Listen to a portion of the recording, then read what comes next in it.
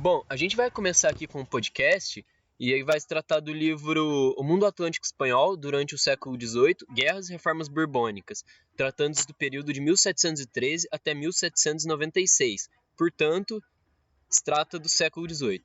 Ele foi escrito pelos autores Alan Quater, nascido em 1940, e Kenneth Adrian, nascido em 1951. E para isso a gente vai contar com um grupo formado por Thiago Belcuori, Lucas Fiorini, Agatha Roncoleta, Paulo Monos. Bom, e para isso a gente vai tratar um pouco dos autores. O primeiro é um professor americano que leciona na Texas Tech University, que é uma universidade pública do Texas. Ele é especialista em história latino-americana e leciona nessa universidade. No entanto, ele não se graduou em história de fato. Ele se graduou em artes na Universidade de Iowa, em 1962. Depois fez sua pós-graduação na Universidade da Flórida, em 1963, e seu PhD em 1967. Bom, já o segundo é o historiador americano formado em Trinity College, que é uma faculdade particular de Connecticut. Ele se formou em 1973. Ele também fez seu mestrado em 1975 e seu doutorado em 1977, em História, pela Universidade de Duke. Ele ingressa no Departamento de História, em Ohio, como especialista em História Colonial da América, principalmente da região andina, nos séculos XVI ao XIX. Entrando primeiramente na contextualização, é sempre importante esclarecer quem foi a dinastia Bourbon, que no caso foi uma dinastia que reinou na França desde o século XVI até ser derrubada pela Revolução Francesa. Eles passam a governar a Espanha após a Guerra de Sucessão e a ausência de herdeiros para o rei Carlos II, o antigo rei espanhol. Guerra e Reforma Borbônicas desenrolaram uma reação simbiótica no mundo espanhol atlântico, durante o século XVIII. A série de conflitos começa pela Guerra de Sucessão Espanhola. A Guerra de Sucessão Espanhola ocorreu entre 1701 e 1714 e envolveu muitas monarquias da Europa, que disputaram a coroa espanhola. É nesse momento que a dinastia Bourbon assume o poder também na Espanha. Para as reformas, a presença de Júlio Alberoni foi de suma importância, membro da corte que exercia muita influência sobre Felipe V. Foi ele quem elaborou os planos da reforma. Alberoni deixa o poder em 1719, quando suas ações acabam por resultar na desastrosa Quádruplice Aliança. E assim, a paz ela só vem com o Tratado de Utrecht, em 1712, com os ingleses conseguindo algumas concessões a respeito da América.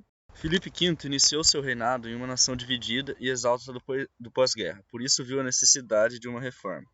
As principais pautas eram diminuir o contrabando, diminuir o poder da igreja, modernizar o financiamento estatal.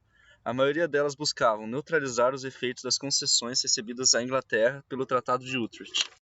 É bom citar o exemplo no caso em que a coroa desviava grandes fortunas de dinheiro do México para manter Cuba como ponto estratégico militar, mesmo após o fim da Guerra dos 7 Anos.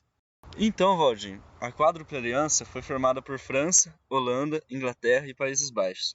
Ela tinha como principal objetivo as defesas das reformas de Utrecht, buscando defender os seus próprios privilégios no comércio americano e nas ilhas espanholas. E também é importante falar que Alberoni era italiano e também o primeiro-ministro, ou seja, ele era muito próximo do rei Felipe V. E assim, com a sua queda, as reformas voltam em 1726, através de José de Patinho.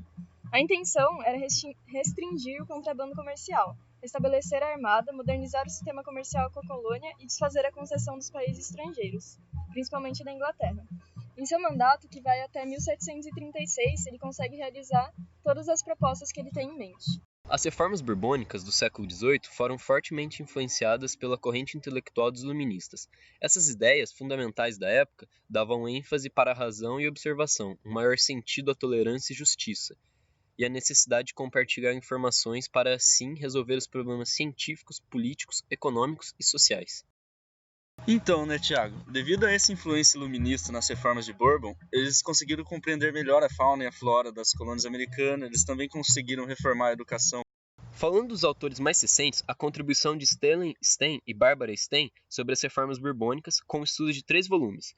Em seu primeiro livro, Silver Trade and War, escrito em 2000, raciocinaram que as fraquezas econômicas da Espanha, ao longo do tempo, permitiram que os mercadores franceses, holandeses e ingleses conseguissem acesso a enormes fortunas coloniais, vindas do contrabando. É então que as reformas entram, tratando de limitar o contrabando, recuperar o controle do comércio americano e promover controle burocrático.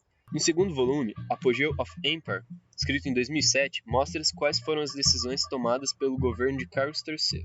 após perder o poder sobre Havana em 1762. As decisões tomadas foram de uma alta nos impostos e a liberação do comércio.